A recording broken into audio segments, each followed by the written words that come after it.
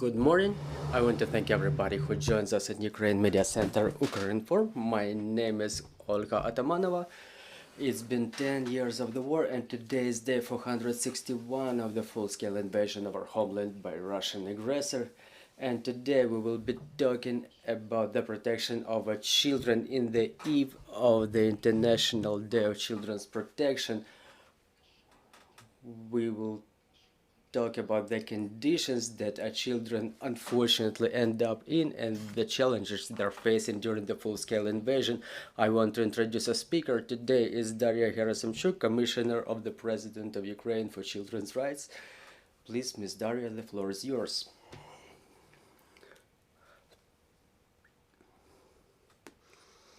Good morning, everybody.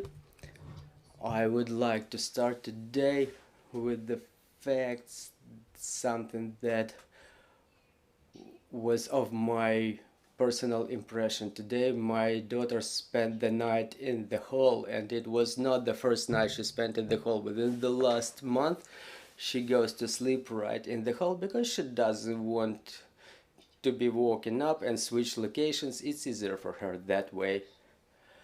For the first time in 14 years, well, the 14 years of her life actually is the first time that I'm happy that she's deaf and she doesn't hear the explosions in the night. This is the first time I'm sincerely happy about that, because my child is not alone like this.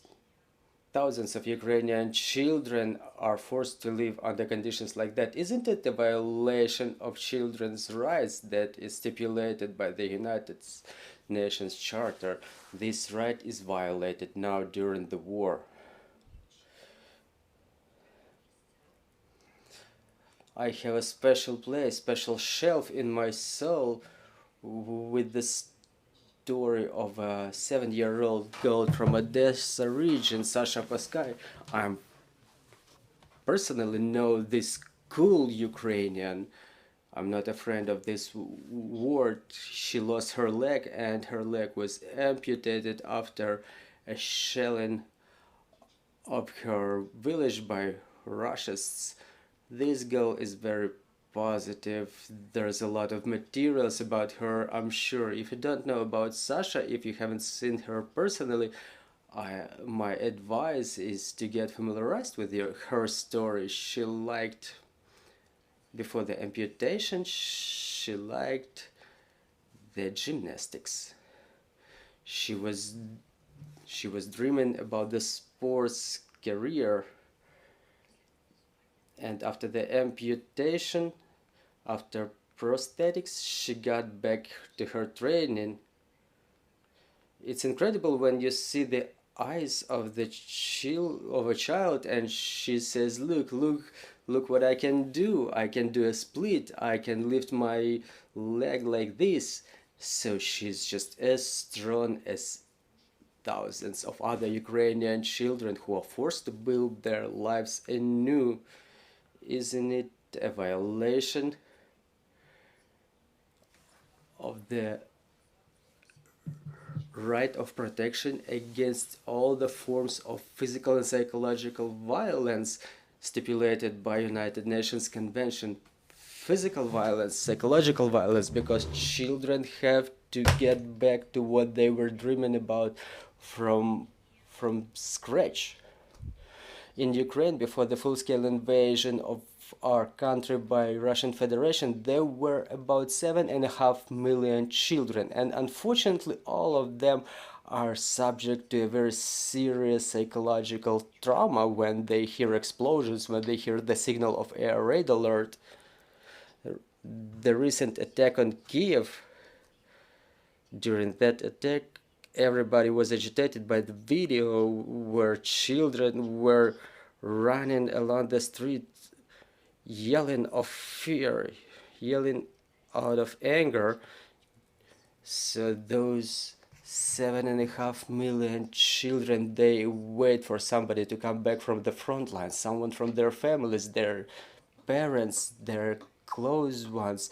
Some of them have to say goodbye to some of their parents who were killed in the front lines or killed during the Russian shelling. Isn't it a violation of children's rights?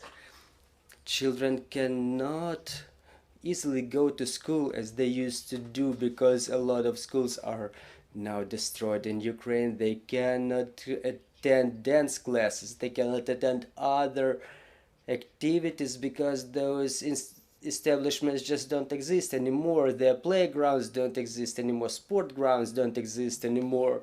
Many homes are destroyed. The childhood,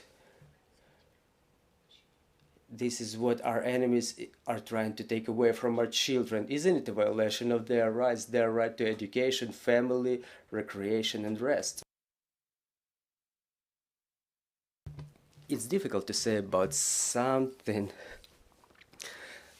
like this, the youngest victim of sexual violence committed by Russians in Ukraine is only 4 years old. I don't think that there will be a person in this world who would say that this is not a violation of the right of children for protection against all forms of sexual exploitation. I would like to ask you to turn on the video and then we will talk about it. My name is Vladislav Buryak. I was captured at 16 years and I was staying captive for more than 90 days. The beginning of the full-scale invasion caught Vlad and his parents in different places. The boy was looking after his sick grandfather back then, so there was an evacuation convoy of maybe around 100 vehicles. We were leaving Melitopol on our way to Zaporizhia. In one of the block posts, the vehicle where Vlad was sitting in was stopped, and according to his words, the Russians who were looking like Chechens looked at him. They took him out of the vehicle and asked him, "Should I shoot you right in the head or should I break your phone?" I was really frightened, I was scared, and I was realizing I can be shot right now for no reason. So Russians and the convoy accompanied Vlad to the filtration camp. So I only realized that I'm captured only when I was put on a military vehicle and I was put in a confinement cell where I was sitting all alone. It was very small, 3 to 2 meters. There was a powerful echo inside, and if you sit in the very depth of it, like 5 to 4 meters from my chamber, someone was being tortured. I could hear it as if that person was tortured right near by my side.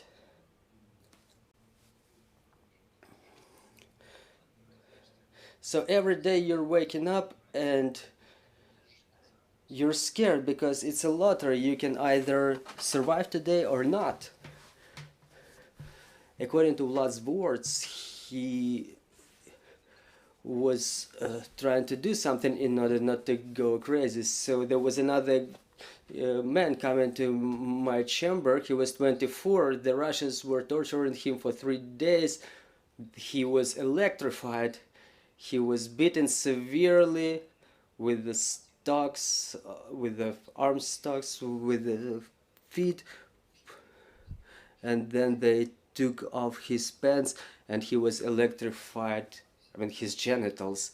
After 3 days he just went crazy. He wanted to hang himself right in the cell, and then he wanted to cut his veins. You know, we were talking to him. I remember his eyes as if nothing happened, and in the beginning we were talking and then he says, "I feel so hot, can you give me some water please?" So first he cut his hand and I had to clean the room where he cut his. So it was not the first time when Russians were forcing Vlad to clean the blood, and the most scary picture is when I entered that cell and there was a man hanging from the ceiling tied to the ceiling with his hands, and under that person the floor was all covered in blood, and there was also one small bucket by his side, like half a liter, maybe liter, and it was full of blood. And there was desks in that room where the Russian military was sitting at and writing down his testimonies. I cannot describe it. There was once or twice when I was feeling the tears coming out of my eyes, but I was very scared that if anybody sees me crying, they understand that I'm broken and they would be about to get rid of me.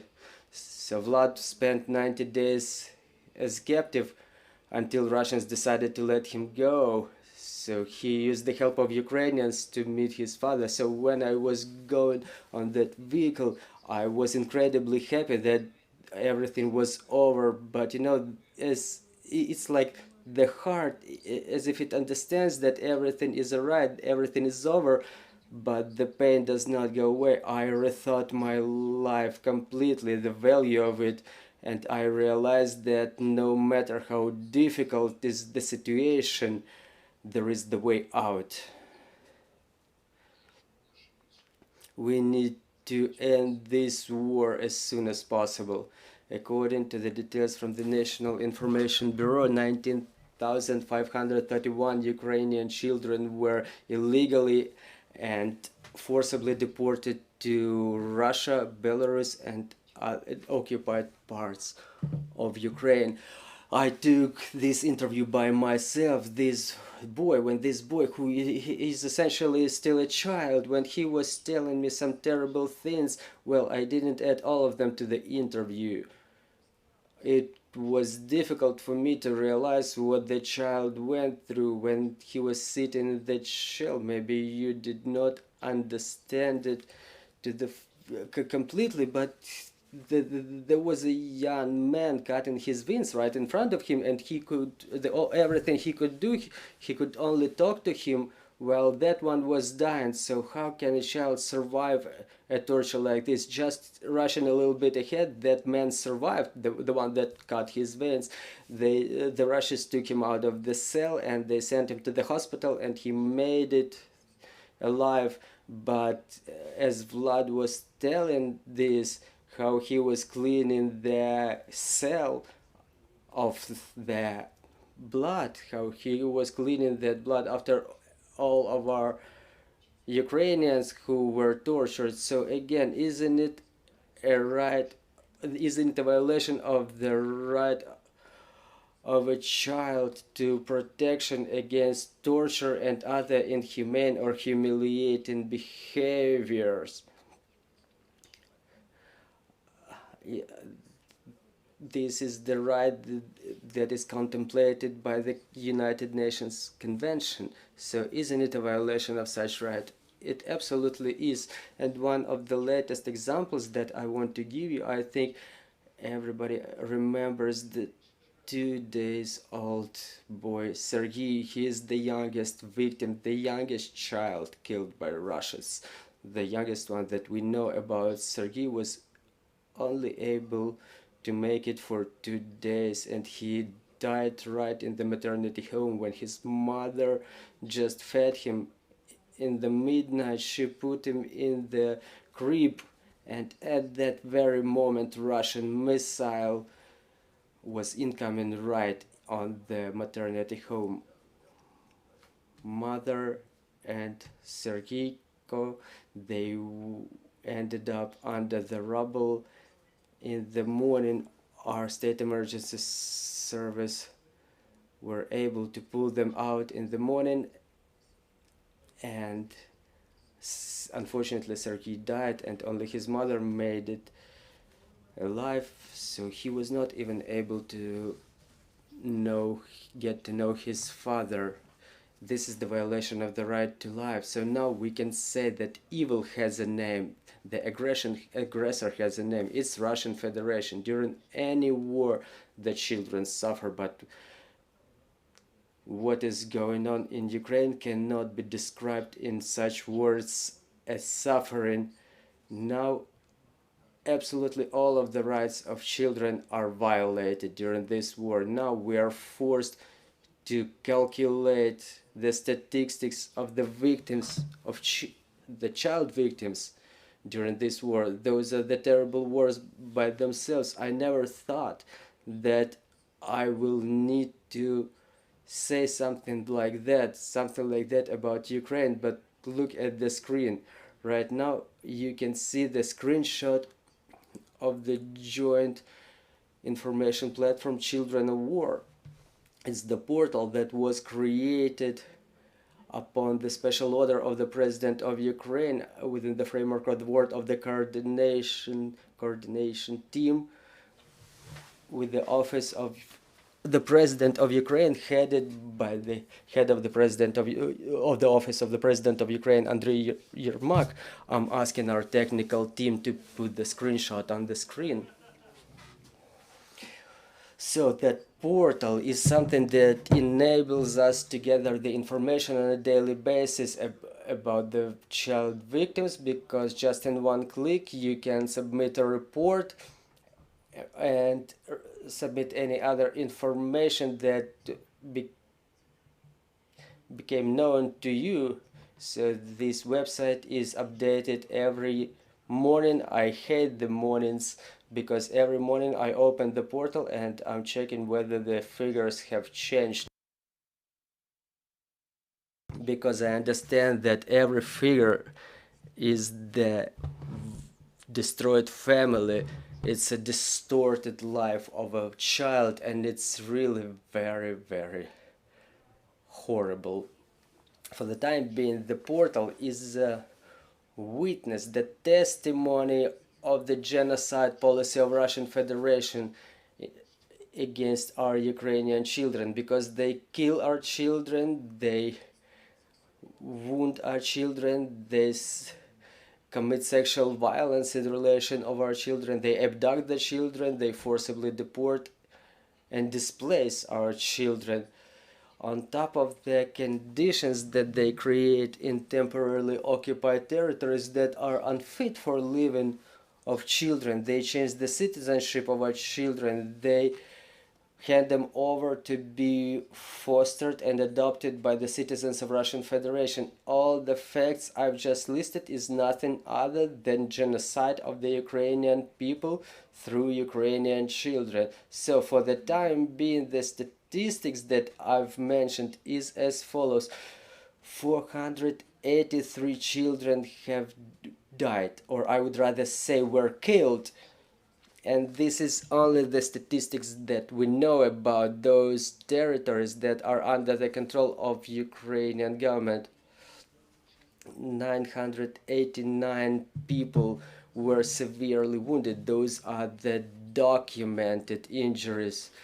394 children are missing in action, and 19,484 children are those that we know for sure were forcibly deported and displaced.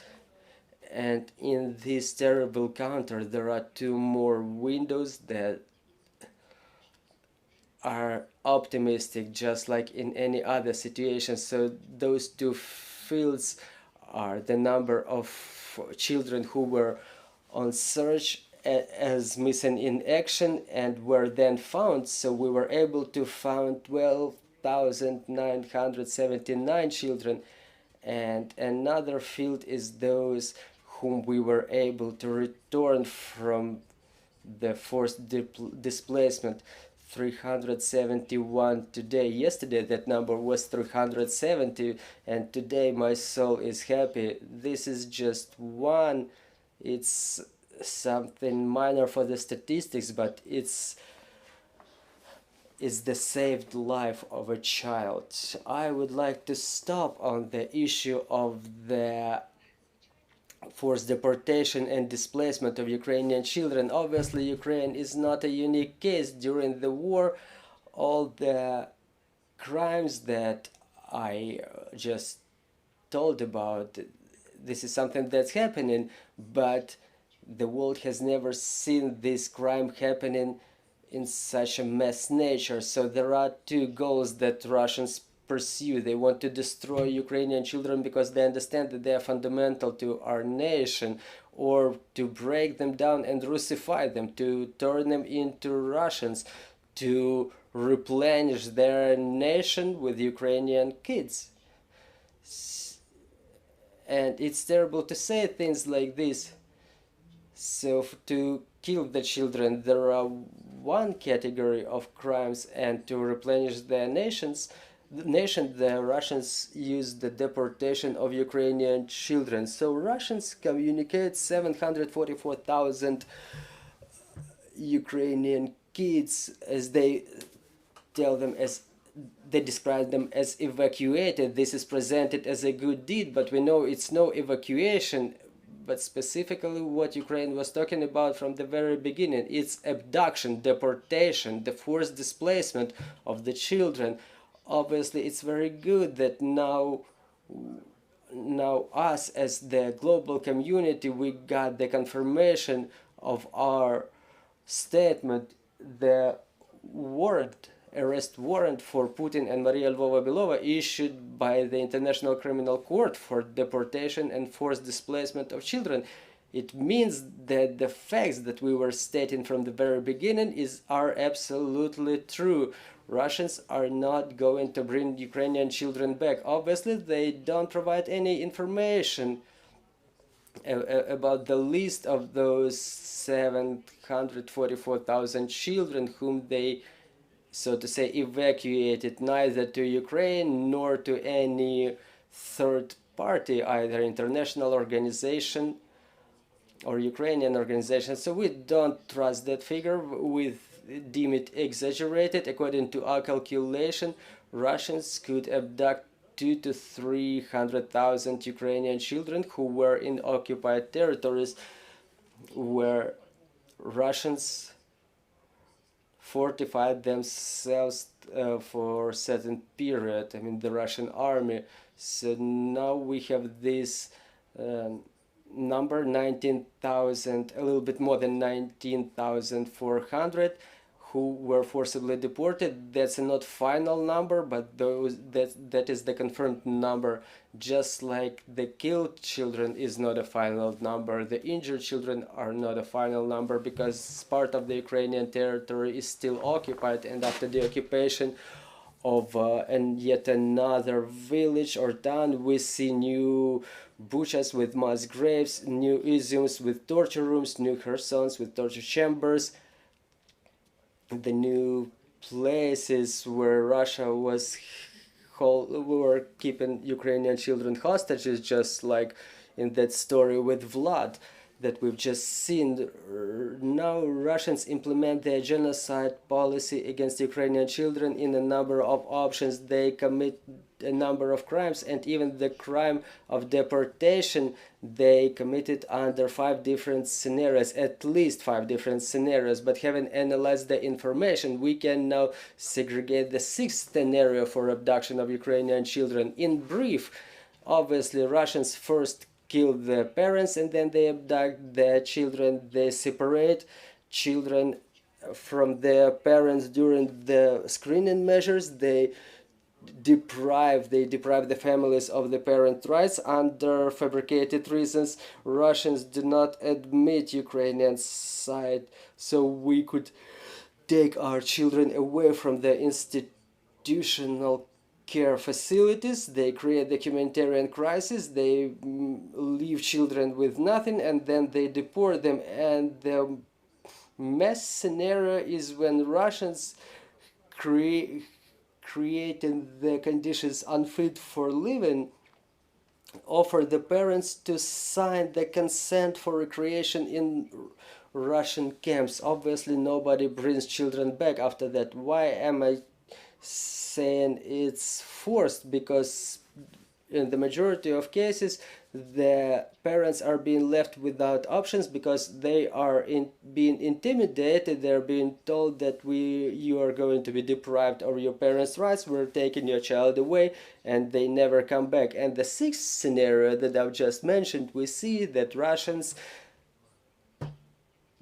they they make forced medical examination of the children when they suddenly diagnose children with something that requires rehabilitation in Russian Federation, and they exercise pressure on the parents, and they say, if you don't give us your child, we're taking it away one way or another. So this is how the Russians select the children that they are taken away from Ukraine.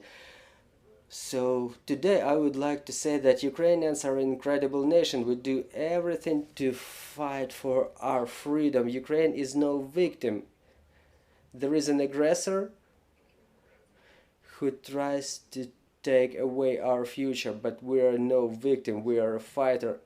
Our child is a fighter, unfortunately. Every of our adult is a fighter. And that's why I want to ask everybody, all the adults who are hearing me now, just adhere to a number of rules that me as a mother, as the commissioner of the president for children's rights and child's rehabilitation, that I want to advise to you. Please, at all times, remember that a conscious adult by child's side is something that a child can rely upon. Us as an adults, we are supposed to ensure all the rights of the children. I'm convinced that when we win, when we rebuild Ukraine, we're not gonna have to protect the children's rights. We will have only to organize the conditions under which children may exercise their rights so they don't need protection. So dear parents and other adults, please remember that psychical and psychological condition of a children depends on you. I strongly recommend you to get familiarized with the program TOYAK, the mental health program under the patronage of Olena Zelenska, the First Lady. It contains the special consultations, advice. There are hotlines for children and adults. You can get all the knowledge necessary so that just in case you could help yourself, help your child, and help other people around you. Be honest, be open with your children. Remember, the children, they have a right to cry, to weep, to laugh, to feel hatred and love, to be happy and to be sad. Children are entitled to all of those, and the adults are responsible for making sure those rights are complied with. Thank you, Ms. Daria. Regarding our deported children, we understand that now procedure is extremely difficult. We know that it's difficult to return all of our children. We understand that even according to our data, it's more than 19,000 of them. To what extent is the process complicated? Do we have any prospects of bringing them back within the shortest term possible?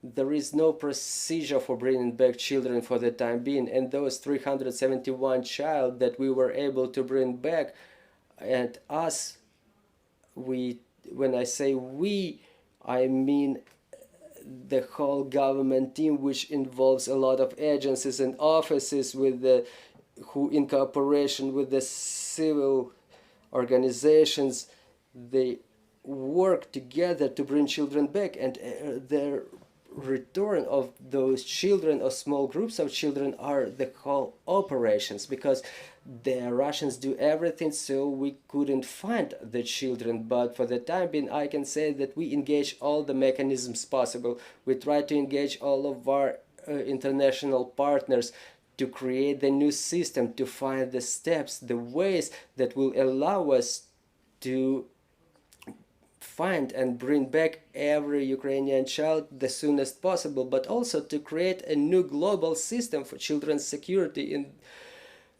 all around the world, because what we do now for Ukrainian children is what we're doing for all of the children of the world, because today they are Ukrainian kids and in future they may be the kids of from some other countries, and we're trying to find ways to make sure that the maniacs whose name is Russian Federation, they cannot do it this way, that they abduct a child and they say that I've abducted the child because I want them to live with me, because the children are better off with me. So if that maniac does not realize that they will be punished, the children are never gonna be brought back. So now we're trying to find those tools, those mechanisms which would allow us to the maximum extent influence Russian Federation politically, so that they understand that the responsibility is inevitable and the children should be brought back. Thank you very much,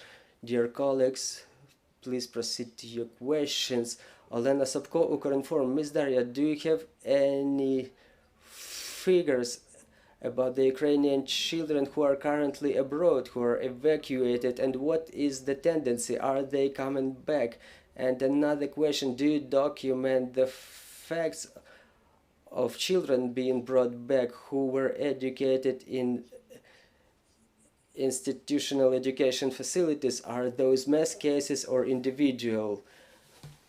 My first response to your first question will be, I don't have those numbers now. I'm not ready to answer this question right now, but I'm sure we're talking about millions of evacuated Ukrainian children, and in fact it's very good, because we have to understand that first of all we have to think and care about the security and safety of our children. The Ukrainian cities are not safe for them, and if parents can leave, for evacuation and work remotely, it's very good, specifically if we talk about the areas of active warfare and adjacent areas where children should not be, and the parents should leave from those areas at their first opportunity. So talking about bringing back of the children who were in institutional care facilities, now we document such cases, and very important item